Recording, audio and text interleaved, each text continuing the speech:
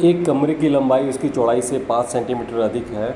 अगर कमरे का क्षेत्रफल 300 वर्ग मीटर है तो कमरे की चौड़ाई क्या होगी। प्रश्न महत्वपूर्ण है, लेकिन पिछले कई सालों से इस तरह के प्रश्न पूछे नहीं जा रहे हैं। पहले इस तरह के प्रश्न पूछे जाते थे। सैनिक के एग्जाम में इस तरह के प्रश्न पूछे जा सकते हैं, लेकिन कुछ कहा नहीं जा सकता पैटर्न के बारे में, तो ये इस प्रश्न का भी हल हमें समझना होगा। तो जब भी इस तरह का प्रश्न रहता है कि लंबाई उसकी चौड़ाई से 5 सेंटीमीटर अधिक है, तो हमेशा हम लोग किसको कंसीडर करते हैं, हमेशा हम लोग चौड़ाई को x मानते हैं। चौड़ाई को अगर हम लोग x मानेंगे, ठीक है, चौड़ाई को x मानेंगे तो लंबाई उससे 5 सेंटीमीटर अधिक है, तो लंबाई क्या हो जाएगा x + 5। इस तरह के प्रश्न में हम लोग चूँकि मान के ही बनाना होगा, तो हम लोग लंबाई जो है चौड़ाई से अधिक है तो हम लोग चौड़ाई को मानेंगे, और फिर 5 सेंटीमीटर अधिक है तो लंबाई उसका x + 5 हो जाएगा। और क्षेत्रफल क्या दिया हुआ, 300 वर्ग मीटर। तो क्षेत्रफल क्या होता है, लंबाई गुने चौड़ाई।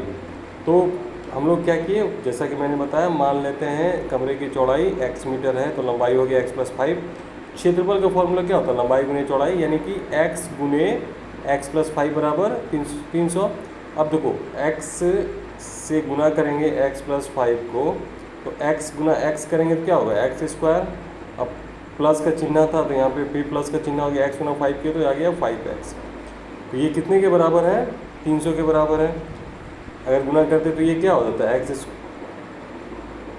ये गुना करते तो अभी हम जो आपको मैंने गुना करके बताया कि x² + 5x बराबर 300। अब ये 300 के इधर ले आना है, ये x² + 5x - 300 बराबर 0। जब हम लोग ये बराबर को उधर इधर लाएंगे तो ये माइनस हो जाएगा और इधर के कुछ नहीं बचा, मतलब 0 बचा। अब यहाँ से जो प्रश्न को सॉल्व करते हैं, यहाँ समझना है कि कैसे सॉल्व करते हैं हम लोग इसको। यहाँ से हम लोग कैसे प्रश्न को सॉल्व करते हैं, समझिएगा कि जो ये x² - 5x - 300 है, अब इस मिडिल टर्म को, ये जो बीच वाला 5x है, उसको ऐसा तोड़ना है कि गुना करने पर ये 300 आ जाए, माइनस में 300 आ जाए, गुना करने पे -300 आ जाए, जोड़ने घटाने में प्लस में 5 आए, प्लस में 5x आए या प्लस में 5 आए, तो इसको गुणनखंड करना बोलते हैं, इसको गुणनखंड करना बोलते हैं।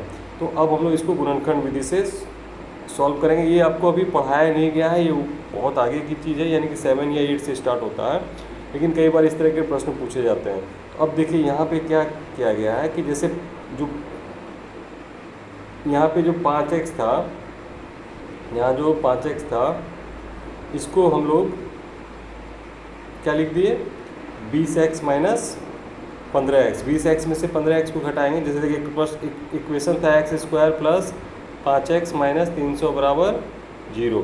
तो इस 5x को हम लोग लिख सकते हैं ना, 20x में से 15x, 20x में से 15x घटाएंगे तो आ जाएगा 5x। और हम लोग, अब आपके मन में ये सवाल उठ रहा हो कि हम लोग इसको 20x में से 15x ही क्यों लिखें। हम लोग लिख सकते थे, अगर 5 ही लाना है तो हम लोग कुछ भी लिख सकते थे। 18 में से 13 भी घटाएंगे तो 5 आ जाएगा। ये 20x में से 15x ही क्यों लिखें, इसका जवाब ये है कि अभी मैंने आपको बताया था कि हमको ऐसा तोड़ना है इसके, ये 5x को, इसको गुना करने पे 300 भी आए। अच्छा 20 गुना -15 करेंगे, 20 गुना -15 करेंगे तो आएगा ना, 15 दूनी 30, तो -300 आ गया। तो ये लास्ट टर्म आना चाहिए जो आप इस पर आप तोड़ रहे हैं, इसलिए हम लोगों ने 20x और 15x पे तोड़ा है, ताकि 20 और 15 को गुना करने पे -300 आ जाए। तो यहाँ तक क्लियर हुआ। अब हम लोग इसमें क्या होगा, x² + 20x में कुछ कॉमन लेंगे, दोनों तरफ x है तो x को कॉमन लिए तो x² में से x निकल गया, x बचा, और 20x में x निकला तो यहाँ पे 20 बचा। तो x में अगर इन दोनों में 4 को हुआ, इसमें से पहला दूसरा में अगर हम लोग x कॉमन लिए तो x + 20 बचा। अब देखो 15 और 30, -15x और -300 में 15 के टेबल में 300 आता है, तो हम लोग इसमें से मैक्सिमम 15 कॉमन ले सकते। तो -15 कॉमन लिए तो यहाँ x, -15x में अगर 15 निकल गया तो केवल x बचा, और -300 में -15 निकाल दिए तो ये 15 के टेबल में क्या बार में आता है, 20 के बार में आता है। तो यहाँ पे -15 गुना 20 करेंगे तो -300 आ जाएगा, तो यहाँ पर भी x + 20 हो गया। अब क्या देखना है, ये जब भी आप फैक्टराइज करते हैं या गुणनखंड करते हैं तो इस बात का ख्याल रखना होता है कि ये वाला x + 20 यहाँ भी आएगा, x + 20 यहाँ पे आएगा, और हम फिर से x + 20 को कॉमन लेंगे तो यहाँ का ये वाला x बच गया और इधर x -15 ये वाला बच गया। तो ये ध्यान रखना है कि कॉमन लेने के बाद ये दोनों हमेशा एक समान आता है, x + 20 यहाँ है, इसको कॉमन लिए तो यहाँ बच गया x और -15। अब इसका मतलब क्या हुआ कि x + 20 बराबर जीरो थे, वो एक बार इसको जीरो के बराबर लेंगे तो एक्स बराबर क्या होगा, जीरो माइनस 20 हो जाएगा, एक्स बराबर हो जाएगा माइनस 20। अच्छा माइनस 20 है तो लंबाई चौड़ाई तो कभी माइनस में होगा नहीं, ये तो पॉसिबल होगा नहीं।